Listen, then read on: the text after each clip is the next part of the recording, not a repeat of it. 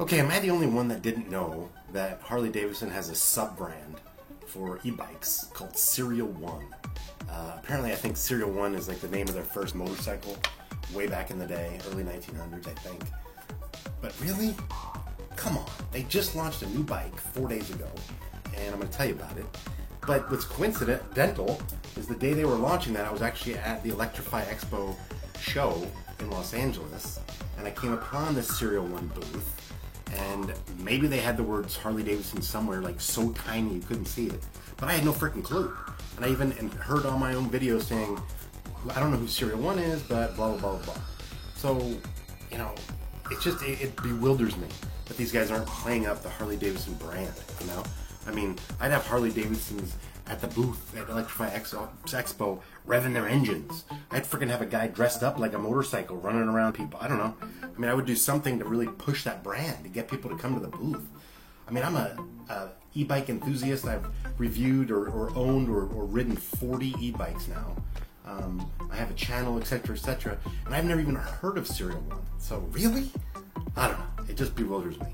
But anyway, in this video, we're going to talk about their new bike they just came out with. It's called the S1 Mosh Tribute. Serial One has a series of bikes, but this new Mosh Tribute is a special limited edition, and it just looks badass. You can see it here on the screen. So anyway, we're going to talk about it, its specs, its capabilities, etc., etc. Alright, according to the specs, the bike has a Brose S-Mag mid-drive motor, but it's rated at 90 Newton meters of torque. I'm guessing, but I would imagine it probably has therefore like a 500 watt or 750 watt mid-drive, maybe even a 250. I mean, 90 Newton meters of torque is not a lot for a mid-drive, but it doesn't tell you, so you don't know.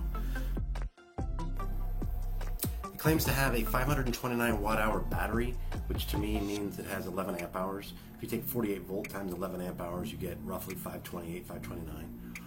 It does have a single-speed freewheel drivetrain. It has 27.5 by 2.8 inch wide tires, and it does have hydraulic disc brakes in the front and back. Personally, I find the bike to be all kinds of badass looking. I love the sleekness. I love the integrated battery, the mid-drive. The motor just looks perfect sitting in there.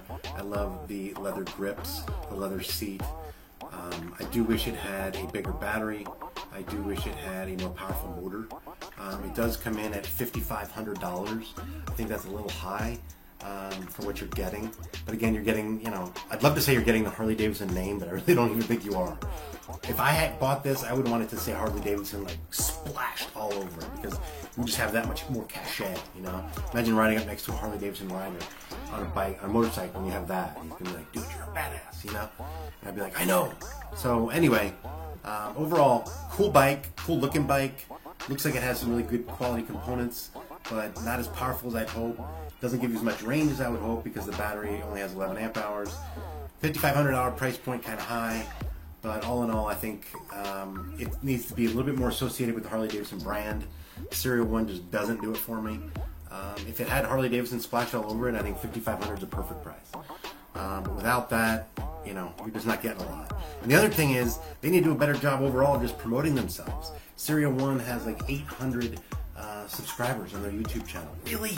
If it said Harley or powered by Harley-Davidson like all over it, huge letters, they would have like, you know, 1 million freaking subscribers. So I don't know. They need to do a better job.